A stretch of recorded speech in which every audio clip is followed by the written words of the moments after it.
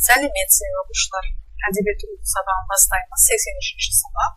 Сабағымыздың тақырыбы кемпір қосақ. Бүгінгі сабақта сұрақтарға жауап бересің. Кемпір қосаққа қатысты көркем сөздерді білесің, оларды қолданасың. Бірінші тапсырма жұмбақты шеш. Алдыңда әр түрінен жібек жіптің, аспанға шекелеп кесте тіктім. Жауабы кемпір қосақ. Екінші тапсырма өлеңді мәнерлеп оқы. Кемпір қосақ, Мұзафар Әлімбаев. Жаңбыр жауып басылды, аспан шайдай ашылды, көкте қызыл жасылды, кемпір қосақ асылды. Мектебімнің тойдағы қақпасындай әдемі, маң құбылып жайнады, қызықтырып әдейі.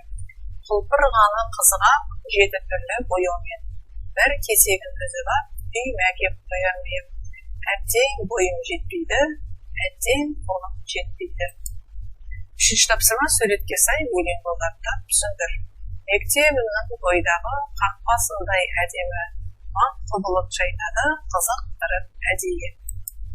Төртінші тапсырма өлеңнен кемпір қосаққа қатысты көрген сөздерді тауып айт. Көкте қызыл жасылды, кемпір қосақ ашылды, құлпырғаны қызыға жеті түрлі бояумен.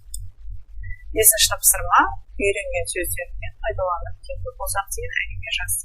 Жаңбыр аяқталды, аспанда кемпір қосақ пайда болды. Кемпір қосақ өте әдемі, ол жеті түстен тұрады.